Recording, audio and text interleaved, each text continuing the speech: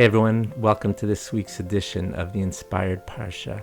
I want to dedicate today's Parsha learning in memory of Yaakov Couple Ben Chaya. May his neshama, may his soul have an aliyah. This week we have the incredible privilege to read through Parshas Vayechi, the last Parsha of Sefer Bereshis. And of course, like every Parsha, there's so many beautiful, rich ideas, but I want to just focus on one. This Parsha has one of the most famous verses in the entire Torah.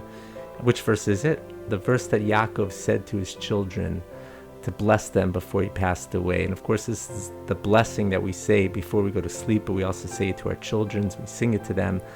This verse in chapter 48, verse 16, Hamalach hagol osi mikol ra. May the angels redeem me from evil.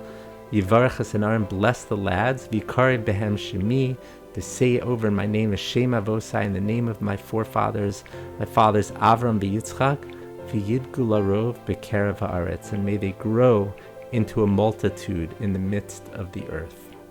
So what is this angel? Right away it says that may the angel come and protect you.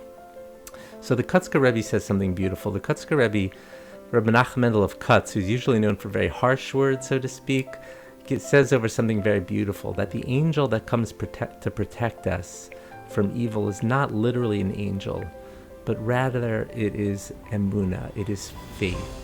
Faith is what drives us, what gets us through difficult times. How? Because even if it doesn't turn out the way we want it to, emunah is what gives us comfort that there's purpose and meaning in it somehow, and that God wants the very best for us, and that somehow this is going to end up being for good.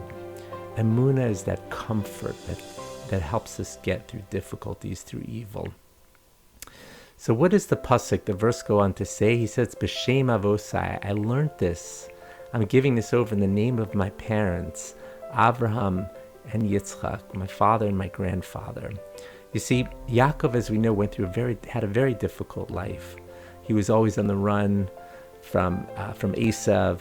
He had his son Yosef taken away from him for so many years. He had such a difficult life. What he learned from his parents and his father and his grandfather was emunah, was faith. You see, they also had difficulties. Yitzchak was bound on the altar by his own father without any explanation, but he knew somehow that this was somehow going to be for good. Avraham had to go against the grain of the world. He had to run away from his parents' house. He had 10 tests. Emunah is what he taught. You see, a lot of people think emunah is not something that can be taught, but it actually can. We can learn it from our parents, our grandparents, and we could teach it to our children and our grandchildren.